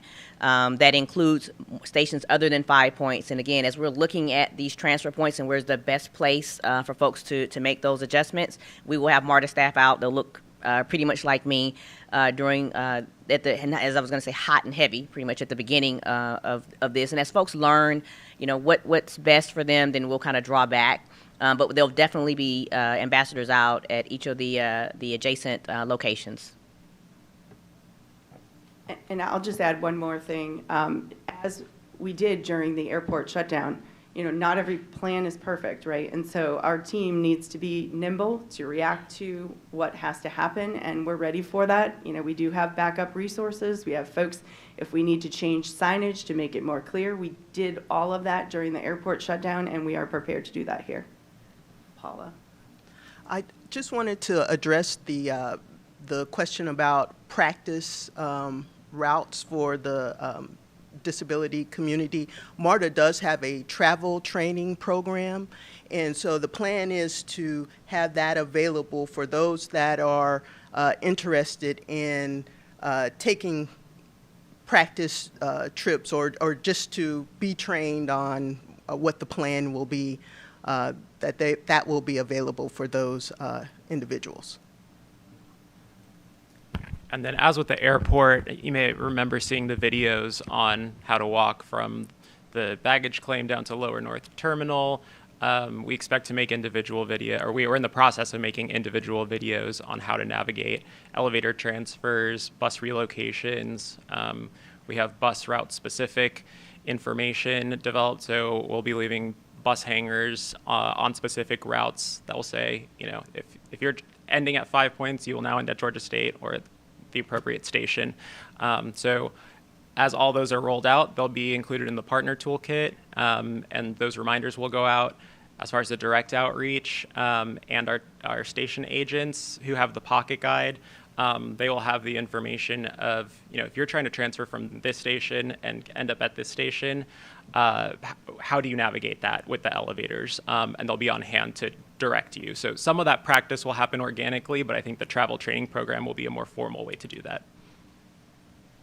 Ms. Powers. Ms. Molinax answered the question I had about how long the 18 months had been communicated and where it had been communicated and to whom. So first, thank you for that. And thank you for the commitment to safety. I mean, we can't be putting passengers at risk during such a major construction project. And I'll just echo Mayor Floyd's comments. We can't control what's reported because good facts don't make good headlines, but thank you. Mr. Pond. First, I'm not concerned about the communication plan because staff has always done a great job there, and I've used the airport several times, and it couldn't have worked any better. But I want to go back to the construction issue and the timeline, and this is a very, very complex project. Kerry could not have said that and explained it any better. The general public doesn't understand that, and until we get through demolition, there are going to be a lot of unknowns. But I would expect that once we get through demolition to a certain point, there'll be improvements there. And I would very much advise us, we're better to under-promise and over-deliver than the other way around. But with that said, I think our number one issue here going forward is in the near term, until we get through demolition, we've got to do a little bit better job of explaining to the general public why this project has the timeline that it could have and how complicated it is. And Kerry, you could not have explained it any better. So somehow if we can put that in a Cliff Notes version in our messaging, I think it would help our system immensely. So. Mr. Frierson. Yeah, I just want to share that as Mr. Pond had said, this is a very, very complex project. And we've had the insight to see how it has unfolded, for the last few years, and so we do understand that we want to make it safe, and that's one reason why it's going to be a little inconvenience for our riders in order to make this safe. And Kerry's done a great job in explaining the impact of that. So I just ask that we just be a little patient as we go through it. With anything that's disruptive, it takes a moment just to make an adjustment. But when it's all done, after this 4-year project is completed, And this complete project is done, it will be a star in the middle of Atlanta that we'll all be proud that we started and finished, all right? And that's what we're trying to do here. But we have to start and keep moving, all right? That's really important, and with safety in mind, So that's what we're trying to do, all right? So I'm gonna say thank you to your staff, Carrie, as y'all go through this whole process. We know it's a little uncomfortable, but it's uncomfortable for all of us also. But we're gonna get through it, all right? Absolutely. Thank you. Ms. Jarrett? Yeah, Carrie, I was going to say, we just need to send out the YouTube of this meeting, but you'd probably look at that and go, I wish I'd said that differently. So offline, let's have a chat about how I think we can do a really good job of explaining this using a video. So. Absolutely, thank you. And we know this is not, those graphics you saw, that's not the way to communicate. That's not how it's going to make sense to our riders. So we're using the variety of tactics here. That's just the start. Video resources, and most importantly, the in-person conversations. And our station agents know the stations inside and out, know exactly which elevators we're talking about. So the next 6 weeks will really be that training and lead up to the adjustments. And there appear to be no additional questions, so thank you all for the robust discussion. Thank you, Ian. Thank you. That was great. I'd like to call to your attention, final item on the agenda that's provided in our packets. Letter to inform MARTA board directors of a resolution authorizing the award of a contract for the procurement of ABV 450 kilowatt pantograph for 32268 EV conversion project utilizing the General Services Administration GSA contract. And with that, I will adjourn the committee meeting.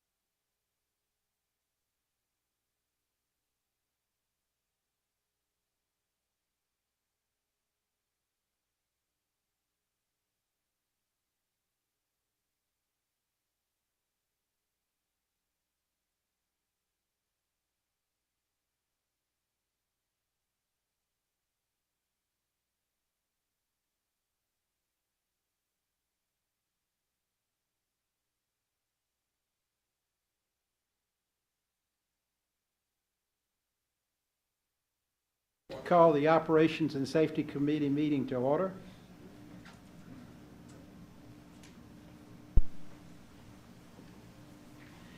First item of business are the approval of the minutes. Can I get a motion and second, please?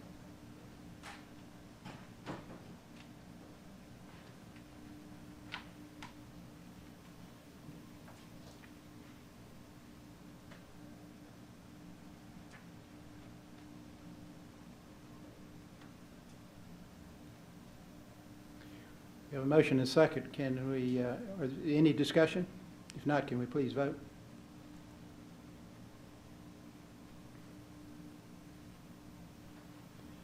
Motion passes. The next item on the agenda is a resolution authorizing the modification of contractual authorization for professional services for transit scheduling and support services. That'll be led by Wendy Sexton, who I understand is a first-time presenter. Yes, Wendy? sir. Yes, I am. Good morning, Chairman Pond, Vice Chair Floyd, Mrs. Molinax, Mr. Wright, and members of the Operation and Safety Committee. My name is Wendy Sexton. I'm the Senior Manager of Track Allocation and Operation Scheduling. May I direct your attention to items 2 and 3. I'm requesting authorization for 2 items today in support of MARTA's bus and rail transit program. First, as just mentioned, is a resolution authorizing the modification of contractual authorization for professional services for transit scheduling support services, which is LOA L50415. The second one is a request for authorizing a solicitation for proposals for the procurement of professional services for transit scheduling support services, which is RFP P50564. Next slide. We're currently using Nelson Nygaard Consulting Associates. We've been using them for 15 years, not 15 years, excuse me, since 2015. They are a nationally recognized firm specializing in transportation planning and scheduling services. They have 15 offices located across the country. They understand MARTA's complexities, our capabilities, and their constraints, and it is an Atlanta-based team that utilizes our system. Next slide, please. The scope of work they provide is to create bus and rail schedules. They support the scheduling department, the track allocation department in support of the capital improvement program, as well as our maintenance of way department to accommodate track work or repair as they replace heavy rail infrastructure. Next slide, please.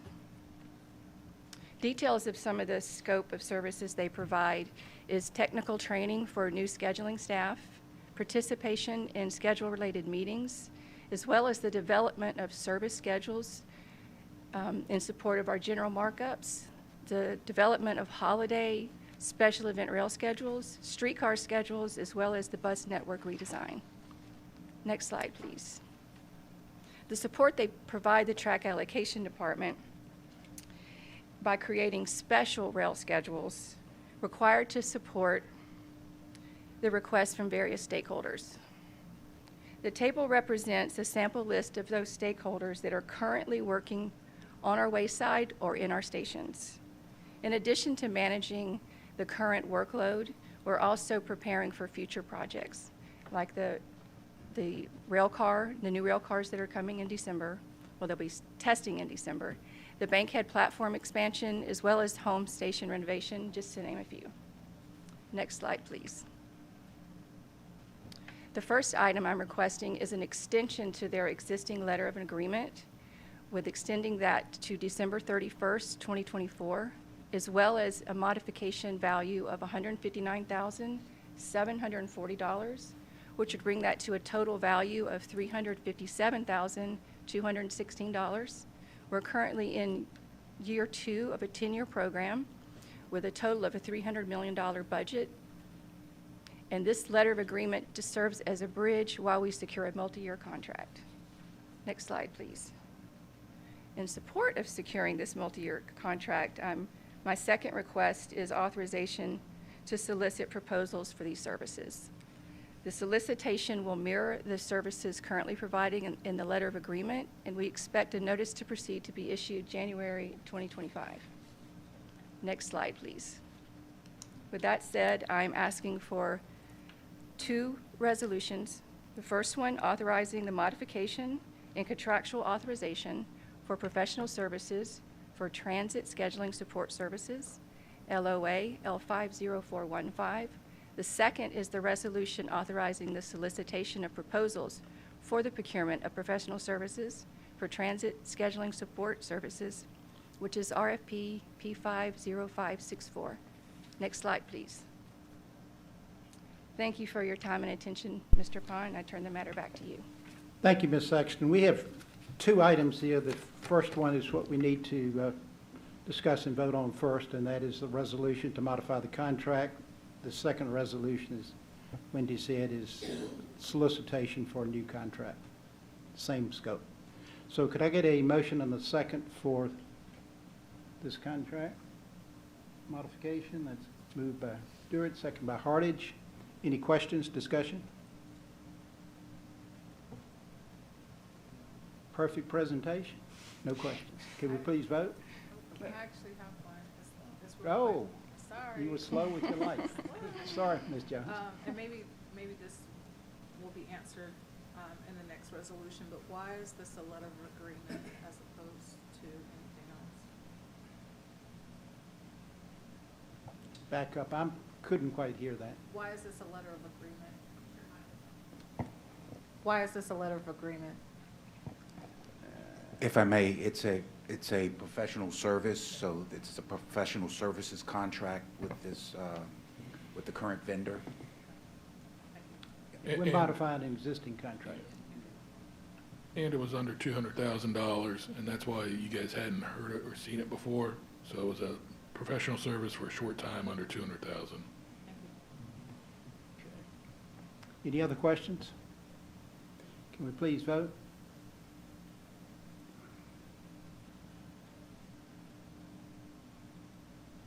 The motion passes. Next, we need a motion for solicitation for the same scope of work for a new contract. Could I get a motion and a second? We have a motion and a second. Any questions for Ms. Sexton? Okay, can we please vote?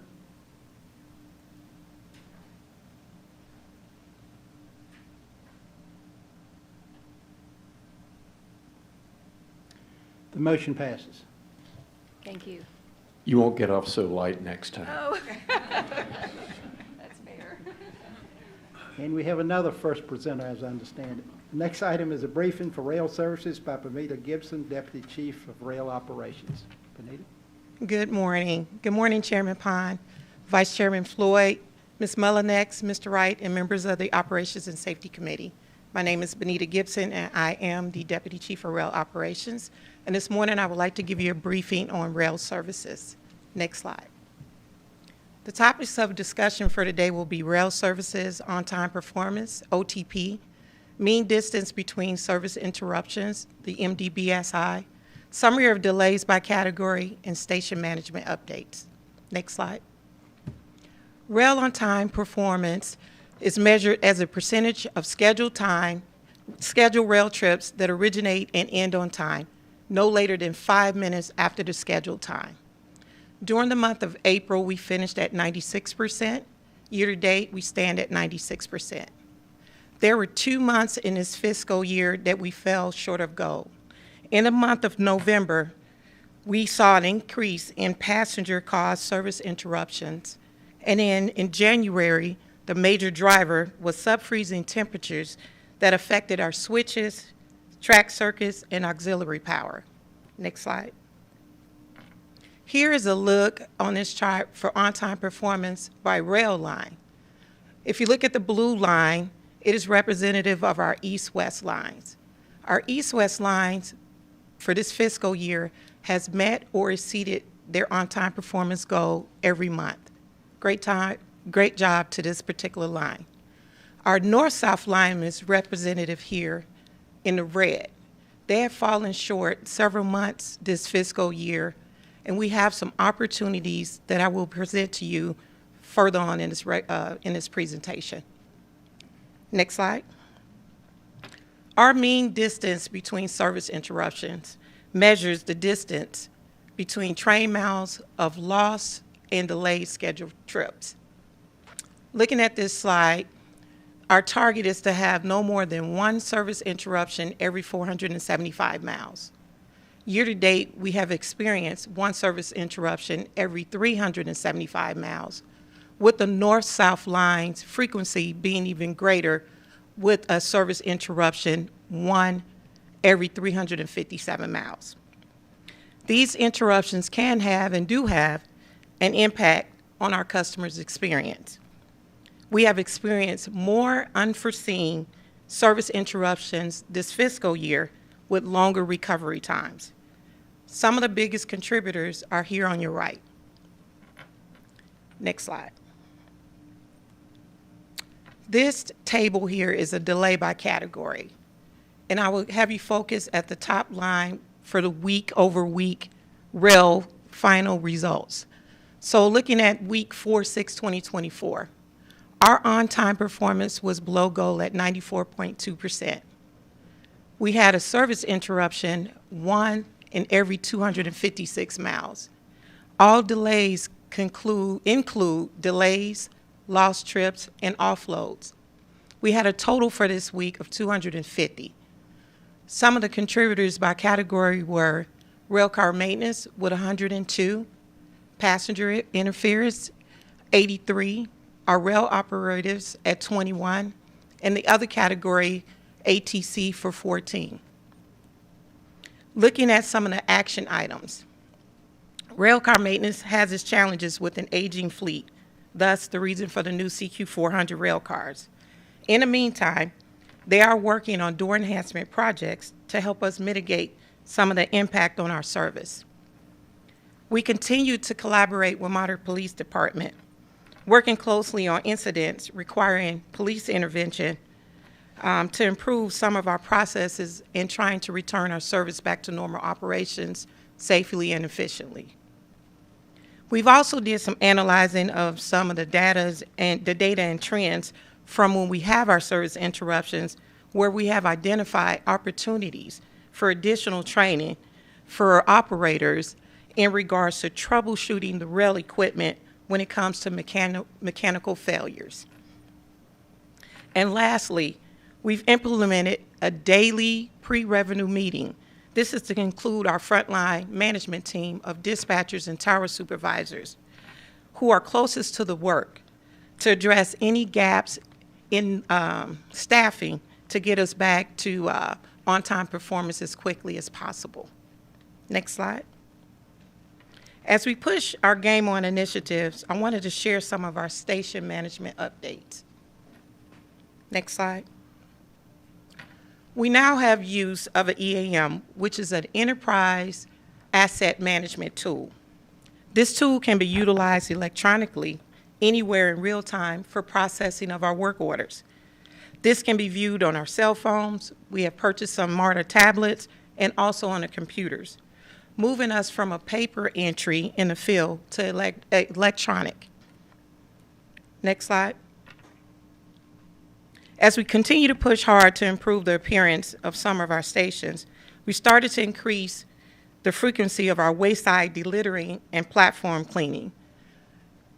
We look to increase the frequency on 6 stations during this first quarter of fiscal year 25. Next slide. This right here is in response to the most recent safety egress audit. There were items identified in the audit as urgent and needed immediate attention. We created this tracker to help keep us on task. We will use the same format as a tracker with our own Eyes on Station tour findings. We are auditing this internally with a check and balance, doing some go and sees, and escalating it to the appropriate departments that are responsible for the repairs. Next slide. 5 Points High Cleaning Initiative. Before and after pictures where we did cobweb removal and pillar cleaning where this took place to address some of the hard-to-reach areas. Next slide. The lighting enhancement is one of MARTA's customer charter items. We started this in October of 2023 with the goal of having 4 stations completed by October of 2024. We are ahead of schedule with 6 stations completed and 3 near to completion, and this work is actually being performed in-house. Next slide. I wanted to end this presentation introducing our new Zone Reward Program. It is a 2-part program recognizing a zone of the quarter and also an employee of the quarter. Tamar Ute is the station superintendent of Zone 3, and Linda Bass is an employee in Zone 3. Zone 3 consists of 7 stations from Garnett to Airport. They were nominated for some of the station's cleaning improvements, customer service, teamwork, and attendance during this quarter. They are both in the audience today, and I wanted to publicly acknowledge them. Thank you.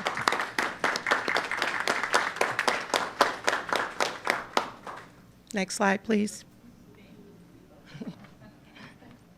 Thank you for your time and attention, Mr. Pond. I return the matter back to you. Thank you, Ms. Gibson. Are there any questions? I have 2 points. Number one, congratulations on the reward program. I know that's making people feel good about doing a great job, and I commend you for that. But my second question was the track replacement program. It certainly caused a lot of delays on the north and south line, and I didn't see any of that in your data for the delays. Was that anticipated or not included? Because I know that the track replacement program affected the schedule quite a bit, I would assume. George, you want to add to that? Yeah, sure. So, Mr. Pond, you heard Wendy give her with a resolution. We would have built schedules around that and accounted for those for that work for TR4. So when we do that type of work, we will build a special schedule for that. Yeah. Any other questions? Last item on your agenda on other matters. Mr. Pond, I have one. Oh, excuse me. I'm sorry. Yeah, I have just a couple of questions real quick. So help me understand. So the delittering and platform cleaning process that you go through, is that something that contributes to some of the delays also, or is that just kind of built in? It is also built in, and the majority of that is done after revenue hours at night with our heavy cleaning group. Okay, so I thought it was done at night. And just a question: has there been any analysis about at what time all this stuff gets put on the tracks? Because I see a lot of it there, but I have yet to see somebody throw it there. Okay, that's one thing. So not while I've been on the system. Or I would have kind of, that's me, I would have tried to address it. But I see it there, but that's my question. Is this something that happens at night? Are you aware of it, or has there been any analysis about that whole process? So being out on the system quite often during the daylight and night times, and when we're speaking with like the station maintainers and the station agents, it happens throughout the day. It does? Okay. Throughout the day, 24 hours, any particular time, so not specifically at nighttime. But we also know that at nighttime, it's not as much traffic, so we may have some frequent flyers in regards to being at specific stations and dumping specific litter. Mm-hmm. Okay. And then my other question is, on your chart on, I'm not sure which page this is, where you say delays by category, explain to me again what this MDBSI means. Okay, so that means distance between service interruptions, and that is it is addressed or measured by train miles. So, for example, from Doraville to Airport, the mileage that you run, or anywhere on our lines, for every service interruption, the goal is not to have one. The goal is not to have any, right, but the goal is not to have more than one every 475 miles. Right now, we're experiencing on the system one every 375 miles. And then those 4 items were like the top things that we we dove into to identify what was the most frequent things that we saw service interruptions for. Okay, I understand. All right, thank you. Ms. Hardy?